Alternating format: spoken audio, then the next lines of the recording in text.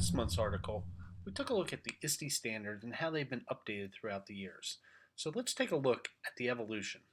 Back in 1998, the ISTE technology standards, known as the Technology Standards for Students or National Educational Technology Standards, came out, and they listed 6 areas in which students should be proficient by the time they graduate from high school. And if you take a look right here, the first item that you see is basic operations and concepts. Students were supposed to understand how technology systems like computers worked. The second was social, ethical, and human issues. And then it moved down into productivity tools. So we were talking about making things like PowerPoints and models, and then being able to communicate, research, and solve problems. And that's how the standards existed when they first were adopted in 1998. 9 years later, the ISTE standards came out and they were changed. And they were a different set of students. And first of all, they changed from the National Educational Technology Standards to the ISTE standards to reflect a more international flavor for these standards. And when they were designed, what you'll see is they use this circular approach, which is a little bit different than listing them out. But of course, when you list them, you do have to put them in some type of order. And so there was an intentional piece of work that was being done in order to make sure that people understood um, that there's no real one place that you would start and stop with the standards. So that's why they had the circle. But as the list came out, you'll notice that they moved creativity and innovation as a new standard, and they put that at the first. One, to emphasize that this is really where we wanted students to be going. And I think it's important to point out that the ISTE standards are meant to be aspirational. Now, underneath those standards, you'll see that there are performance indicators.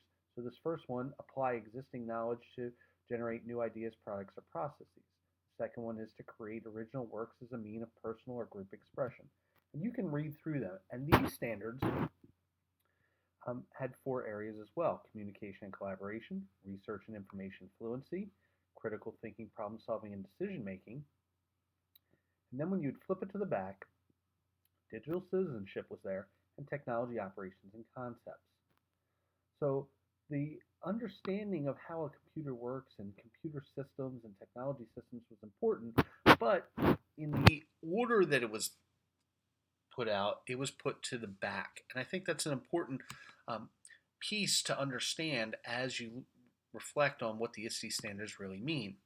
Now, they also came out with something called student profiles. For these student profiles, they describe experiences broken down by grade level that will show you how you may meet those standards. So this, if we just take the first one, illustrate and communicate original ideas and stories using digital tools and media-rich resources. And the 1 and the 2 were the areas, the standard areas in which they were being met.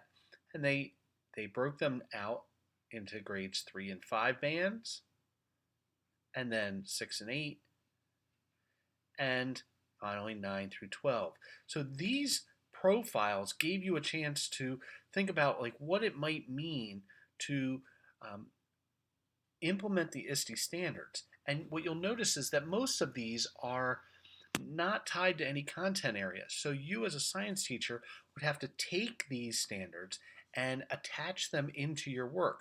So employ curriculum specific simulations to practice critical thinking processes.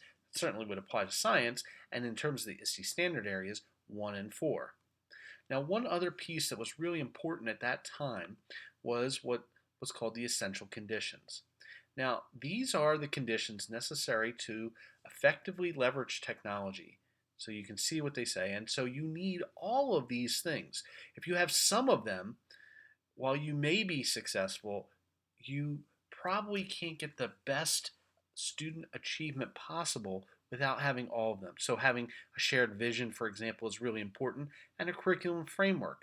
But if you don't have student-centered learning or the support policies to make sure that it will take place and the ongoing professional learning that's necessary, you probably can't be successful. So as you think about where the ISTE standards were, and we've discussed them a lot in our writing over the last couple of years, these were the pieces that were critical. Now, in 2016, ISTE has updated the standards once again, and Ben was a part of the technical work group that helped to write these standards. And so, you can see the ISTE standards for students have a similar feel in that it's still a circular piece, but again, when they list them out, and there was a lot of discussion about this, the first standard area is empowered learner. And for each of these, they describe the learning that can take place, and then they have individual performance indicators underneath each area. And so the first one was empowered learner, and the second is digital citizen. And you'll notice in the document how they're both at the top and they're side by side. And that again was intentional because we understand that being a digital citizen is really important and critical to your success at being an empowered learner. And there are some new pieces that you may not have thought of as a digital citizen. We usually think about bullying and things like that, but the skill of being able to cultivate and manage your digital identity and reputation, and you're aware of the permanence of your action in a digital world, is now a part of those standards and performance indicators. And then there are really the actions that people take: innovative designer, computational thinker, creative communicator, and global collaborator. So these are what the ISTE standards now look like. Now, they are aspirational, and what we're going to do in the coming months is we're going to break down each of those standards and how you might deal with it in a science classroom. So next month, you'll look for an article and a video on being an empowered learner.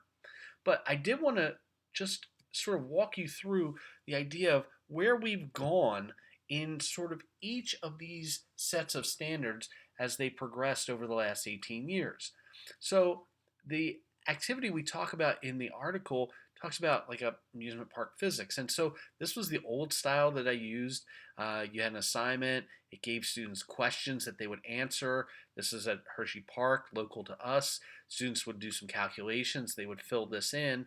And really, it was very easy for them to copy from one another, to work together. But at the end of the day, they were really filling in information.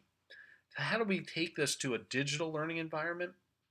Well, we ask kids to become experts on one ride. So here's an example I have from my wiki where students rode the Wildcat, and they were able to take data wearing a vest and some software, hardware I should say, probes.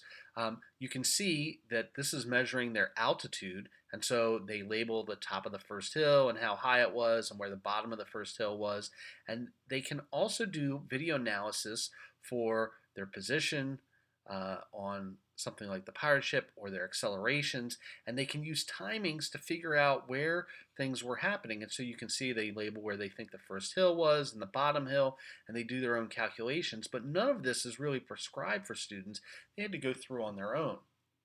Then this year, what we did, in keeping with what was coming out for the new standards, is to be a global collaborator and to think about what you could do with Twitter. And so we use the hashtag RLFun, and if you search on it, you'll see all the different areas that students were able to identify. And so they used a hashtag to indicate what unit it was. So here's one hashtag where it says statics, and as you go through, there's another one for fluids, and you can see that's water coming out of the pipe. And so they were looking for everyday examples of the use of physics occurring not only whether they were at the park, but if they were at home or wherever it may have been. And so as you scroll through, we have all these pictures and information that talks about physics in everyday life, but they're communicating it out so that anybody in the world could really collaborate and work with them. And you'll see some of these have been liked and some of them have been retweeted, and there's a lot of information. And this is what creates a digital age activity. Now, before we go this month, let's just take a look at how you can examine the new ISTE standards online. So if you Google ISTE Standards for Students 2016, you can get to a link. Now, I will tell you that you have to be a member in order to be able to access the resources. So you can join the community, so you can download information for free. But I'm already logged in, as you can see. And when I get down here, there's some powerful information so that when you see Empowered Learner as the first and you view the indicators, the nice thing is that those indicators that you saw in a static form of a PDF, which you can easily get, when you roll over these items, they will um, they will describe or give you a deeper definition into what each standard area is talking about. And so that can be really important as you think about like what a computational thinker might be. And they say formulate problems or abstract models. What do these things represent? So the rollovers, I believe, will be very helpful for you. And then once you get there, you can download either the 2007 standards, which many schools and states have adopted and are still currently using, and you can take a look at the 2016 standards. And I believe over the next school year, you'll be able to see many organizations and states and schools adopting these new standards. So if you want to get a head start, this will give you a place to go and take a look. And as I said before, next month we're going to take a look at Empowered Learner, and through the rest of this school year, as you get your monthly magazine, we're going to take a look at each of the different standard areas and how they can be applied specifically to science.